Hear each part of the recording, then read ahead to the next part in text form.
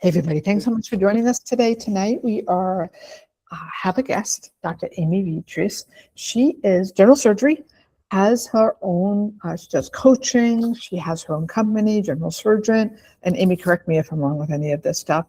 Does coaching for women physicians, but also those starting like their practice, building up their practice.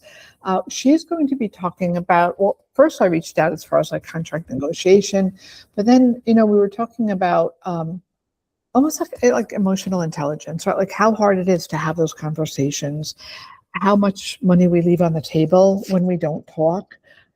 Even though there may be management or people above you, we still hold power, if I could use that word, or authority, and how our words and choice of words, our tone, our demeanor, everything can really play into how we approach it. I know with myself, like just my own mindset, I think about I'm close to retirement, so that may be it. But I feel like as I've gotten older, I care a lot less. I still care, but not as much as I did as far as like what people think. And that really, there's some power to be said there. Like when you have so much confidence in yourself or you feel that, and this is why I think that it was important to invite her when we started to talk about this, because I hear a lot and I see a lot in the Facebook groups, how miserable some people are. And they'll describe their situations. And I'm like, but things could be, I believe that we need to take some ownership when we have problems, like how much of this is on us. Not everything, 100% not. I'm not saying that. It may not even be 50-50, but is there a little room there to take some ownership and maybe do things a little bit differently? So Amy, please take it away. I'm so happy that you're here talking about it, your experience. Let's go back a little bit. Introduce yourself, and then let's hear how you got into doing this and your own story. Sure. I had slides, but I think it'd actually be better like a small group without them. So I'll just introduce myself. I'm Amy Vertrees. I'm a general surgeon. I was in the military for 17 years. I deployed 3 times, twice to Afghanistan and once to Iraq. Then did what everyone's supposed to do. You got an employee job. And after 3 years, I got just a little frustrated. And all the things I'm sure that that we hear about, the clinic not working, feel like I don't have any autonomy, any power. And around that time, 6 years ago in 2020, my contract was up. And I sort of suddenly quit. I just random. It felt kind of sudden, but actually wasn't. I see it now. So I started my own private practice at that time, and I discovered coaching at the same time. So I discovered coaching just before quitting, and I started realizing how important it was to really question a lot of things, and that was when I really fully developed the Boss Business of Surgery series. It actually started in 2015 when I realized there was lessons not taught in residency. But at the time, it wasn't, I even made my own website and all kind of things, but that was like an in-person meeting. And it dropped a bit for a while as I went to my last deployment and then moved. But I picked up again in 2020 as I started realizing those lessons are still relevant. And in fact, there's even more lessons than simply just writing a good CV and finding a job. There's actually a lot more to it than that. And what we're going to talk about is about negotiating. And negotiating is how to get what you want, and get what you want in an authentic way, in a way where it elevates your relationships. And you do not have to be in power to do so. And I call this lion taming because if you've ever seen a lion tamer, you've got this like lion and they can eat you. But in this, like, lion tamer is like this little joker, a little skinny person, no weapons and all too, and somehow seems to manage to get this lion to do what it wants. So that's what I picture in negotiations. And just like Sharon said, these negotiations they're emotional, they're not logical. And this is why they're hard, because we are just not taught to really embrace that idea, the emotional intelligence aspect of it. I'm a surgeon. You give me a problem and I give you actions. And there's, what is this thought and feeling stuff in between? Anyway, so it's just a skill we had to learn. And so what I'm going to teach you is how to lion tame. And, you guys have probably seen books and things like that. Chris Voss has Never Split the Difference, which is excellent, and things like that. But really what it is tools that we're just not taught. And as I'm going to talk, I want you guys to think of an interaction when you wanted something and it didn't go the way you wanted. So I want you to keep that in mind as we're talking. because you may think that there's something wrong with me. It's a confidence problem. That's all the imposter syndrome, all these other things, all these feelings we have about ourselves come when we look back at an interaction that didn't go the way we wanted. And I want you to think about in that moment, what was holding you back? What the failed attempts that you had to advocate for yourself? What happened in those moments?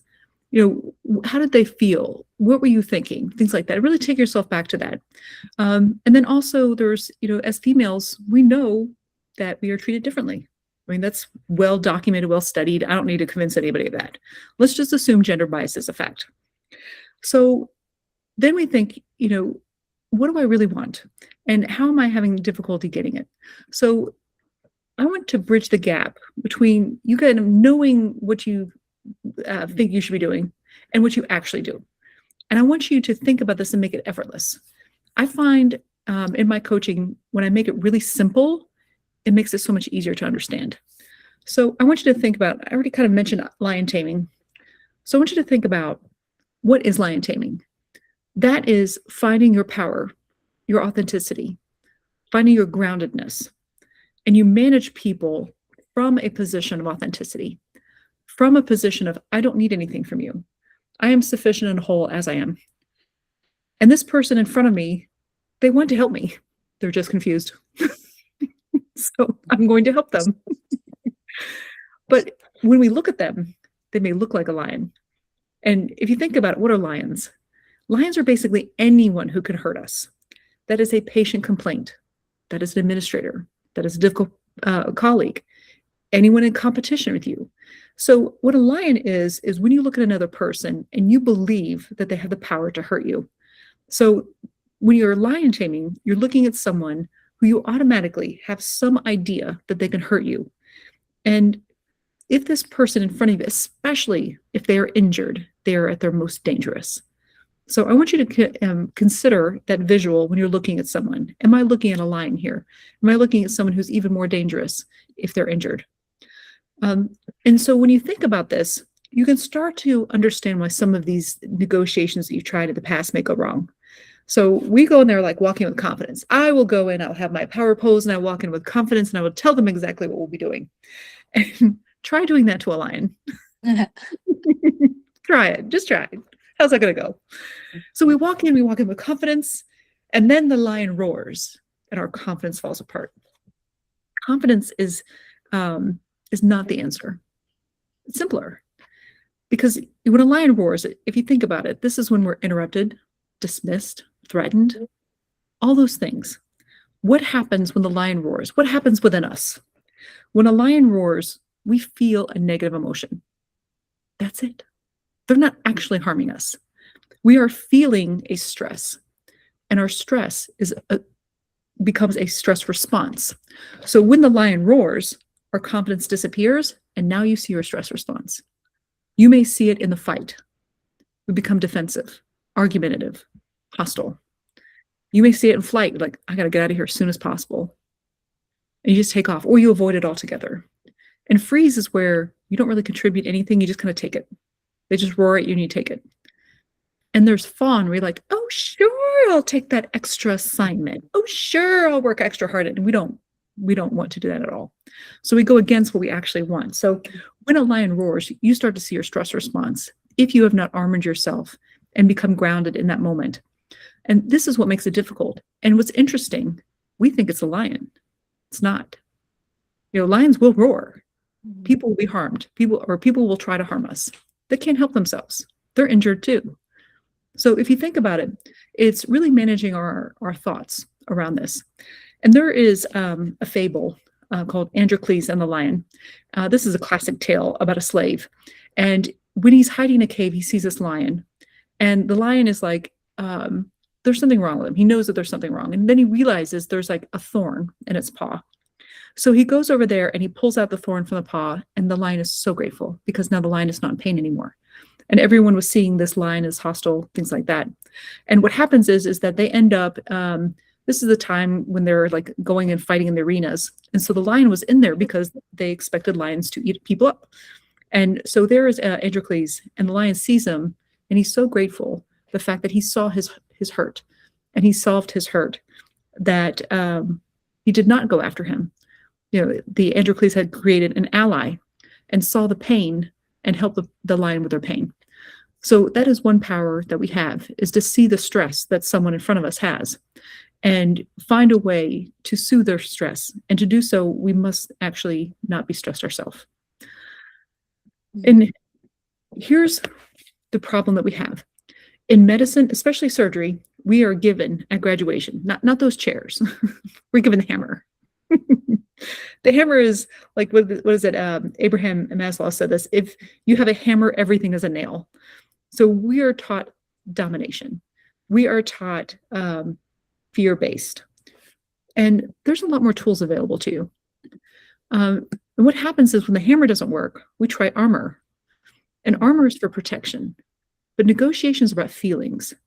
And so with armor, you are purposely not trying to feel. And therefore, you are losing some of your effectiveness, because negotiations are about managing feelings, and yours and theirs.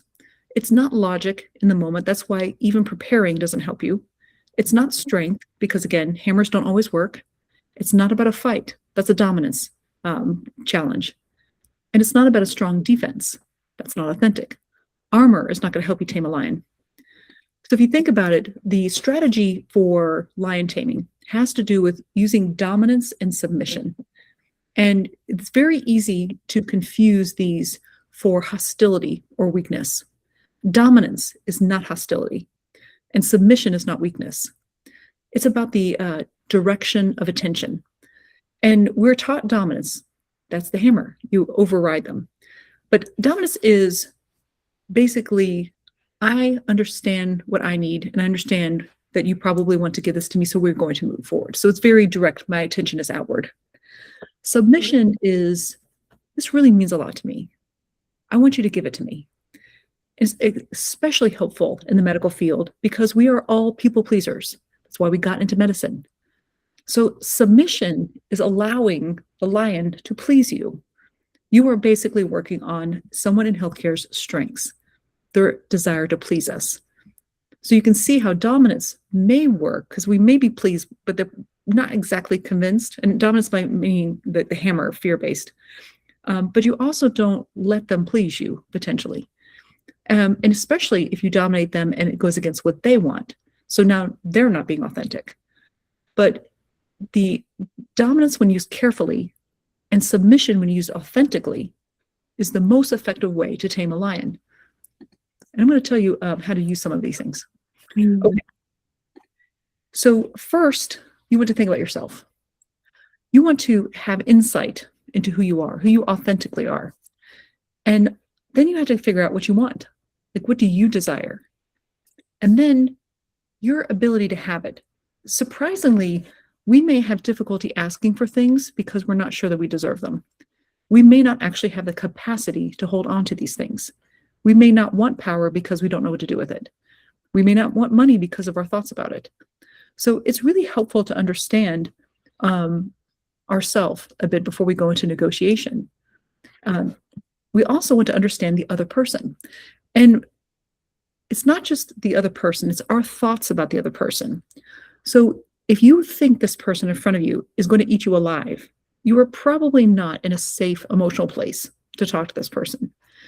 If you are going in there thinking that they are not kind or not nice, whatever, you're not looking at the best version of them. And therefore you cannot bring out the best version of them because it's just not available to you.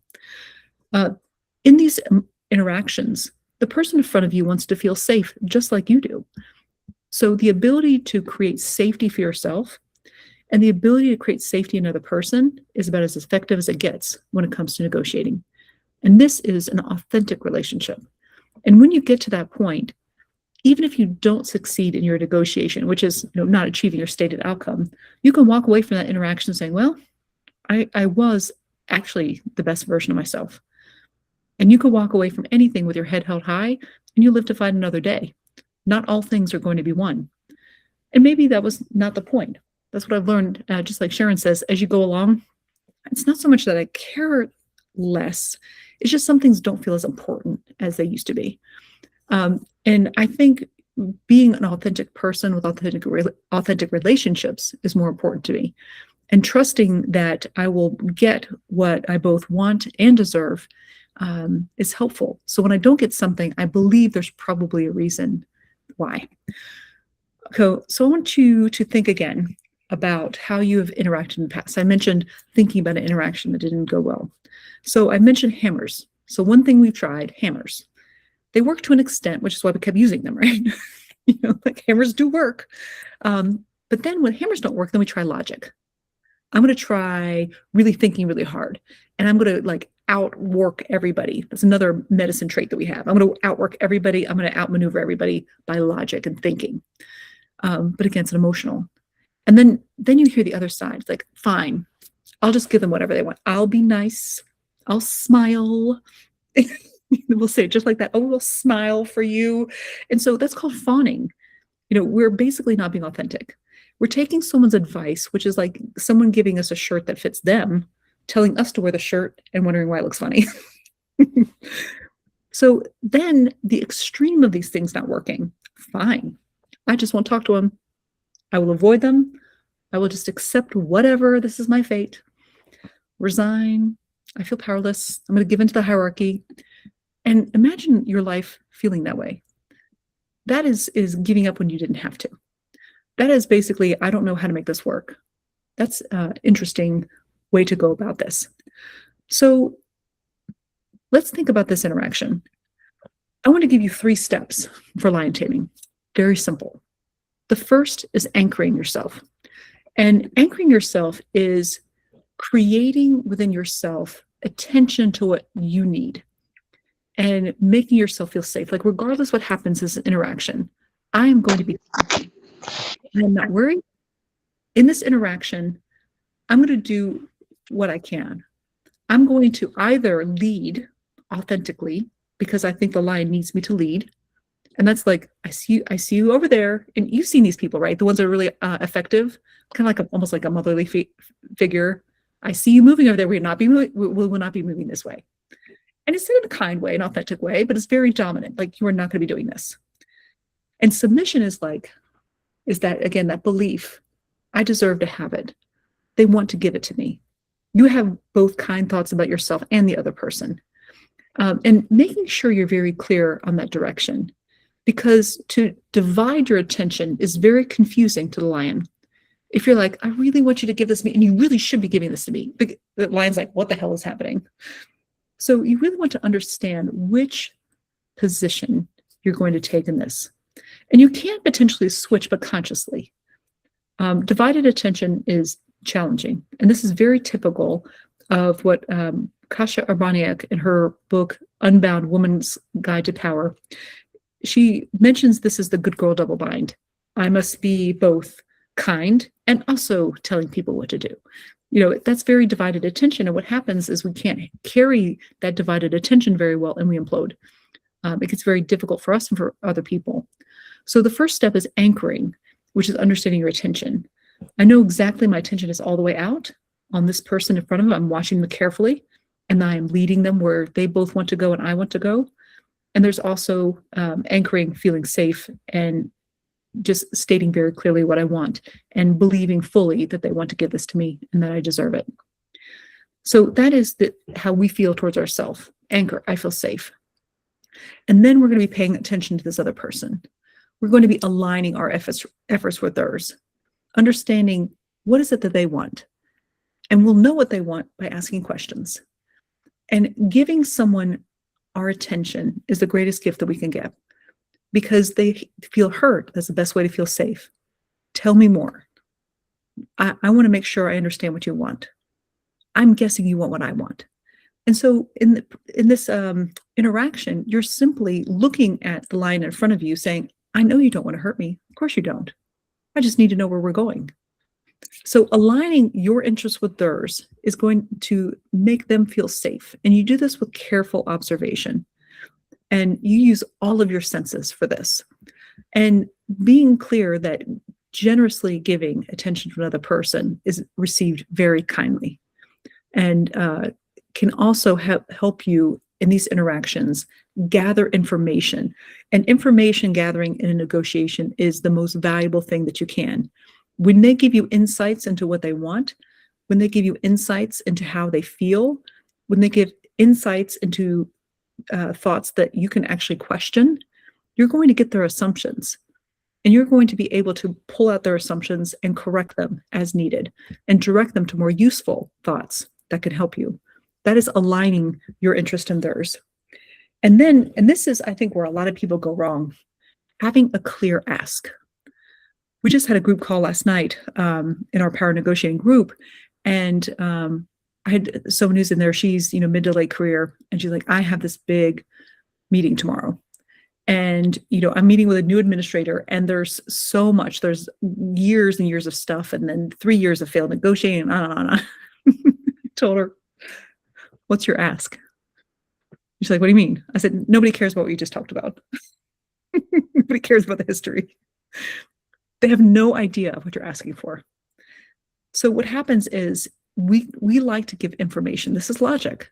I like to give information and history so they catch them all up. They literally do not care. We are in the time of short attention spans. And maybe it's always been true, but it certainly is now. Understanding what you want to ask for is harder than you think. If you have written a long, exhaustive email, that's me every day, by the way. And so I write these long emails and then I sit them and then I delete them and I have like a paragraph. That's really what you want. What exactly are you asking for? And having a very clear ask, when you can get it as clear as you can, that it's very obvious what will please me, that is about as effective as you're going to get. And so if you put all these steps together, I'm safe, I'm anchored, you're safe, I'm aligning our interest, and now we're going to move forward with a very clear ask. That is the lion tamer. Grounded, I see you, and we're moving forward. If you feel safe and they feel safe, but you have no direction to go, that's not going to help anything. So this is where the work ahead of time is helpful. What do you think you want? What does success in the interaction look like? How would you know? What are you willing to accept? Anytime I go into a negotiation, I always set myself up for success. There are an agenda items that I always go in with, and there are 3. 1, I will always gather information. That I can get, and that's what every one of you can gain information from an interaction. And the second, I'm going to learn something about myself. And this is helpful. You're going to learn a little bit about yourself. And the third is you're going to be able to give yourself courage, because courage is feeling fear and doing it anyway. These are 3 things you're always going to get out of any interaction that feels challenging. And when you realize, I have already determined success because I guarantee that myself, if anything happens after this, I will always make it work for me. So there's not a single negotiation. And I've had someone where I've done badly, but I've never walked away from one going, that's it, there's something wrong with me. It's an experiment. All these interactions are experiments. And I want you to realize what you're stepping into is power, your power that you authentically have. And when you step into your authentic power, that's about as powerful as you're ever going to be able to be. When you believe that being your authentic self is the best version of you, that's true power. And power is a tool. It's not a threat. I don't have to overpower someone. I just have to master my power. And in that moment, they may have their own interest. It may not work. But at the same time, it usually does. Because lion taming doesn't mean overpowering. It means leading with presence and clarity. When you're very clear what you want, you're going to get an answer. And that's really what you want in a negotiation. Are you going to give this to me? Yes or no? And if the answer is no, the next best question is, what would make it a yes? So even if someone says no, if you say, what will make it a yes? You now leave with useful information. So if you take each interaction as not one and done, it is an opportunity to gain information, learn more about yourself, and be courageous. And even if you get a no, you should walk away with some way for it to be a yes. And if they say it's never going to be a yes, great. Good to know now. Always winning. So I wanted to stop there and make sure we have plenty of time. A couple of things. Power negotiation is a three-month course that I've done for the last 4 years. And I created a handbook, 100 pages. There's a lot to negotiating, because negotiating is what you guys are all doing now. Because you have now stepped beyond you, yourself, and what you could do. Because you've maxed out what you can do by yourself. To negotiate is to scale your efforts so you can get results that are beyond what you can get by yourself. And that's really what this is about. So this is not a negotiation where you win or lose. This is a journey towards scaling your effort to change the world in meaningful ways. It's a way to unlock your purpose. So obviously, it's a big deal. When you take these as just one step in the path of becoming the best version of yourself, truly living and embodying your future and your purpose, they take on different meanings. And just like, Sharon and I both mentioned, is that you stop caring about things you used to care about before, and you care about different things. And that's really what I took away from that. So a side note, I'm interested in talking to all of you. On the website, bosssurgery.com, there is a career clarity audit. It is free. Take it. Many people have said, like, even answering those questions help. Because if you're negotiating, you're probably in some part of your career where you may be changing. And it asks just some questions to help you understand that. And so it's a little small banner at the top. I don't know how to make it bigger, but if you go to the top, it's a free quiz to take. And feel free to reach out to me. I will stop there. And I hope this gave you some things to think about. And I want you guys to tell me, what are some of your negotiation challenges? And long time no see, Tatiana.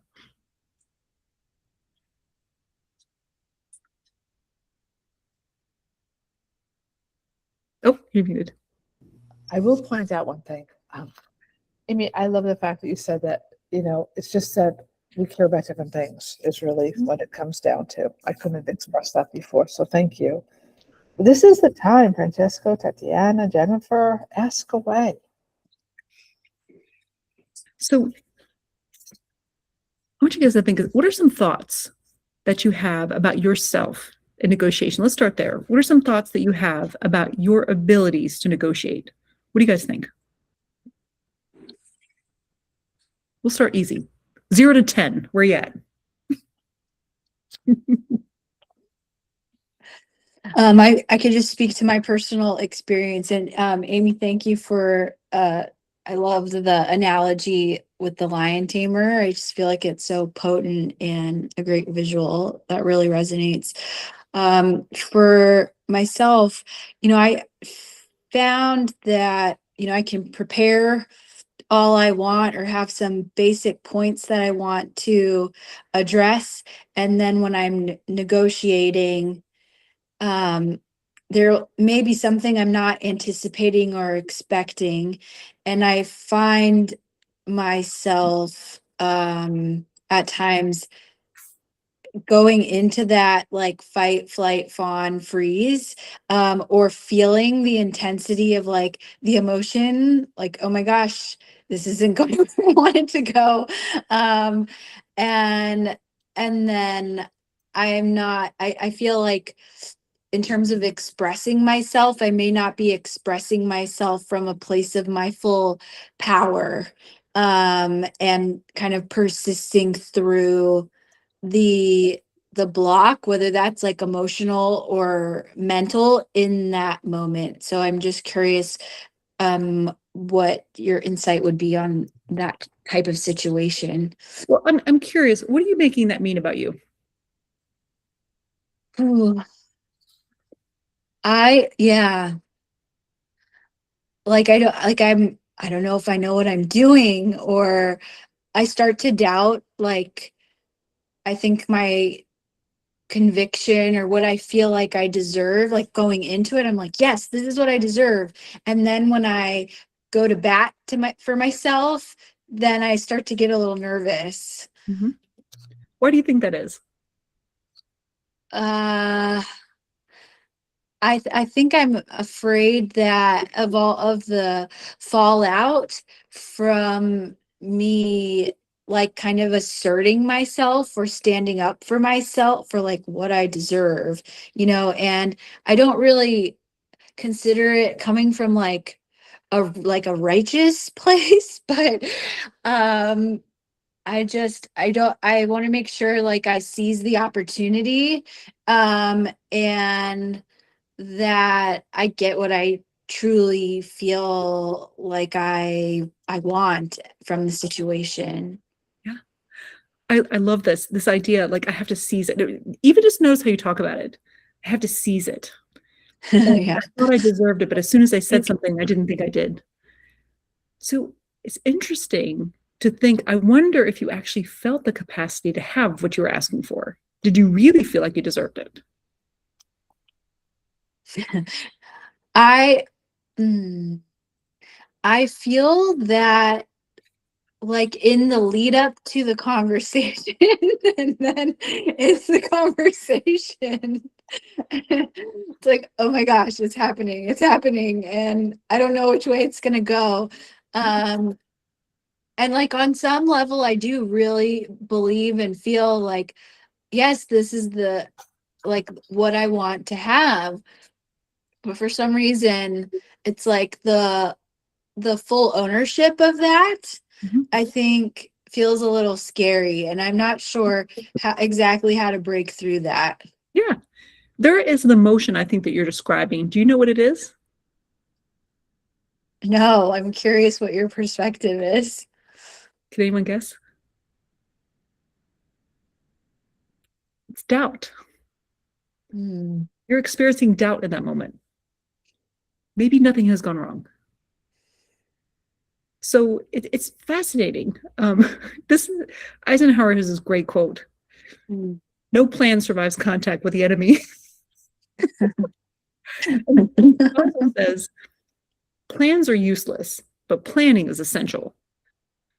So what he is describing is in your living room at home, planning all these things. It's lovely and everything works out. And we grab our plans and we go into war and it doesn't work out. Our plans fall apart. But why was he such a great general if that's what his take on wartime was? It's the preparation was necessary, but you only achieve something by putting it to the test. So when you are doing something that makes you feel like you want to throw up, you're actually doing something right. Do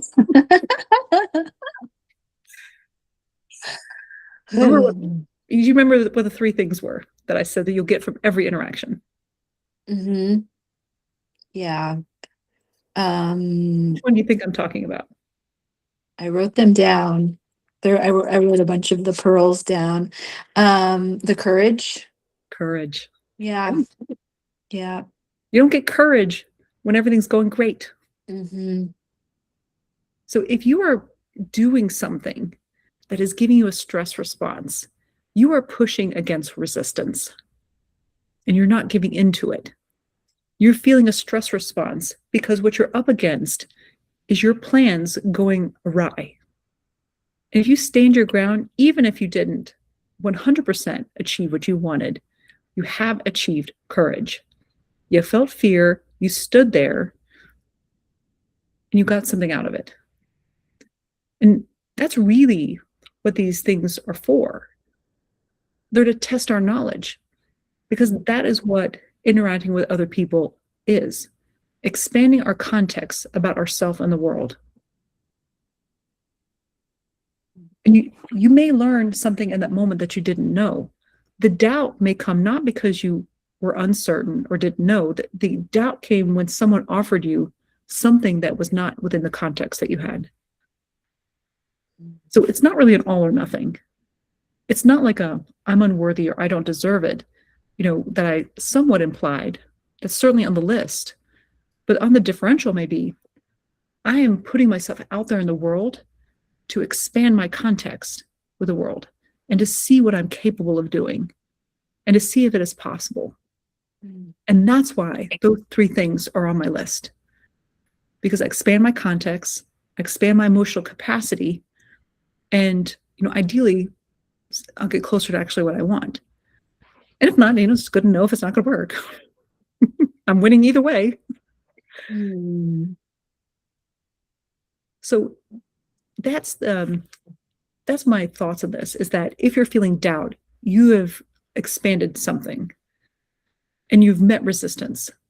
Practically, what is it happening on like the microscopic level? A neuron has fired and a neurotransmitter is formed, and some part of your stressed brain says you should probably run because it doesn't seem really safe right now. The good news is, if it's a neurotransmitter, I think they say 90 seconds. So this is why in the moment, when you feel that stress response, this is something that only you feel. You may think that everybody sees it. You may think that everyone knows. You may think it's like blinking like Vegas lights. But it's probably not. So what you have in that moment is to take a nice deep breath. Because a deep breath tells your brain, like, I see that you're freaking out, but we're actually fine. And I'm not going to say or do anything right now. I'm going to give myself a second. Let's hope another neuron picks up. So that's really what they call the all-important pause. That when you take a deep breath, you are both sending a signal that you're safe. The only thing that any person externally sees is nothing. And if you take a deep breath, someone also described, if you feel triggered like that, your very first word should be a breath. So when you go to say something like, maybe I'll just take a breath right here. And then advanced level is, maybe if I feel myself rising up, I ask a question. That has to do with attention. If you are feeling stressed, you probably feel like the very harsh spotlight is on you. You take a nice deep breath, ask a question, and you swing that thing around. And now the attention is on them. And if you do it in a kind way, the attention is off of you and is not harsh to where this person feels like they have to come at you. I see. So in these interactions, and being very aware of attention and how to get it off of you.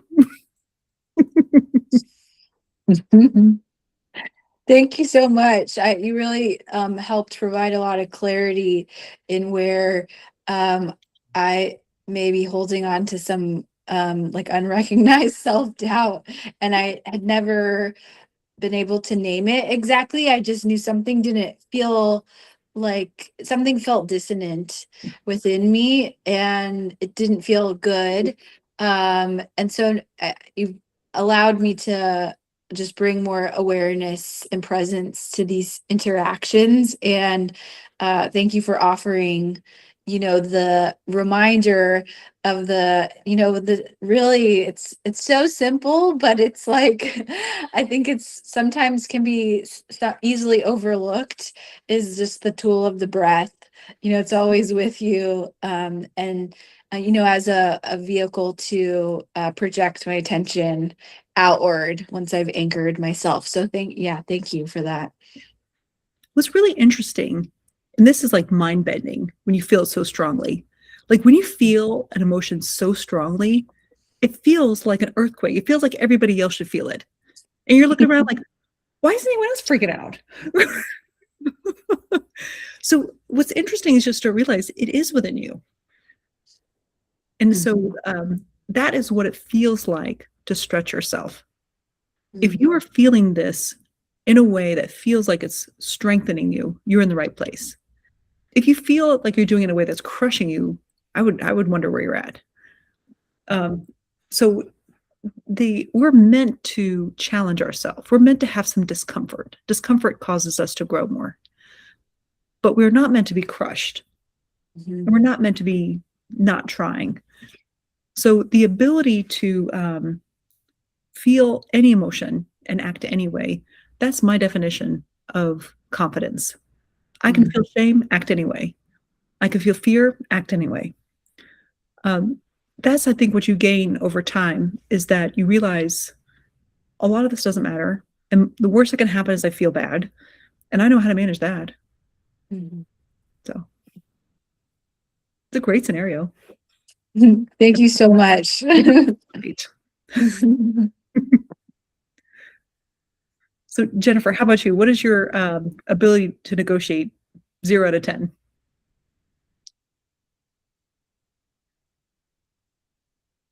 And you also don't have to speak up if you don't want. Yeah.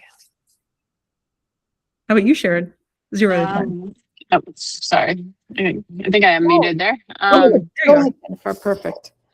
My ability to negotiate, it's grown over the years, I would say. But I'll say a 6 or a 7, I think. I love it. I mean, Yeah. if you be 10, you wouldn't be here. I'm not 10. I'm still trying. Yeah. Where is your biggest? I think it's, yeah. Ooh. Hello? What is your biggest challenge? I think it's some of the emotional stuff when, like, it just like feeling those strong emotions that come up, and like moving beyond those or through those to be able to negotiate. And yeah, I think that, and I think some of the times the emotions, like being like a woman in medicine, where like you see men behaving so differently, and like, I don't know, some of it feels like, okay, well, it's justified this way. It's really annoying sometimes. So like men do. I mean, I don't know. I've worked with a lot of like very, I'm sure you have as a surgeon. And sometimes it's just like, I don't know. Yeah, it feels like the feelings feel justified. So it's like, I don't want to quite let them go totally because they're justified, It's annoying sometimes. Yes. I was going to ask you what the emotion was. Can you clarify what the emotion is? I don't know. Sometimes I feel, I don't know. I guess it's just feeling upset by either how I'm being treated or in a negotiation, or just sometimes, in that kind of thing, I also have worked with a long time with someone who's very difficult to negotiate with. And I don't even know if it's possible to negotiate with someone like this, who, when they see what it is you want, they kind of like try to use that against you, Well, that's interesting. Yeah. I want to hear more about that. But the emotion that I feel like you're describing is injustice. Yeah, I guess. Yeah. Mm-hmm. And you're good at calling these emotions out. Oh, lots of practice.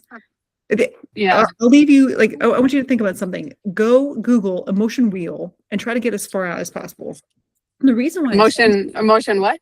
Emotion wheel. A wheel. Okay. Emotion wheel, because you'll have like in the center, happy, sad, hungry.